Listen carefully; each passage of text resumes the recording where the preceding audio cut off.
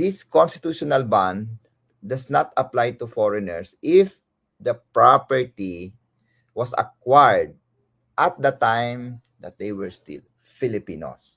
In other words, if you are a Filipino, natural-born Filipino, you acquired a parcel of land, hindi mo pa na-register, now, and then you became a citizen of another country. So, alien ka na insofar as Philippine is concerned kasi foreigner ka na. So, can you still acquire that land, even register that land? The answer is yes. Okay. So we have the case of Morales versus De Guia, GR number 247367. This is a December 5, 2022 case. Okay.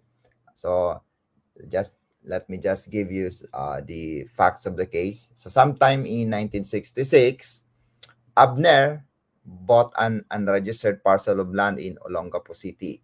So in 1968, he allowed the Dominador Morales and his family, okay, to stay on the property for free. Okay, also for free. Now in 1975, Abner and his family migrated to the USA, where Abner later on became a naturalized American citizen. Now while abroad, Abner helped Dominador send his children to school, and Abner trusted Dominador to take good care of the property. Now, unknown to Abner, itong si Dominador, he declared a portion of the property in his name and also in the name of his children, okay, for tax purposes. And on December 14, 2000,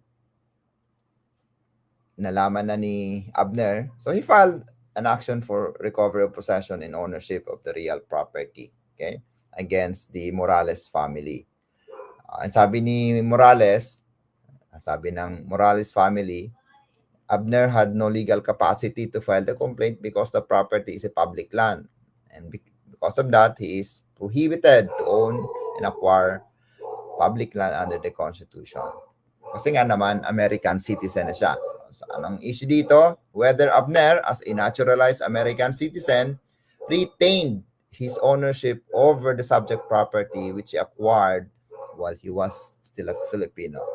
The answer is yes. Okay? He retained his ownership. So because his right to the subject property was not lost by reason of his naturalization as a U.S. citizen. Okay? Because Abner was a natural-born Filipino citizen when he acquired the property from its previous owner. As a result, he is deemed to have acquired a vested right over the property. Okay?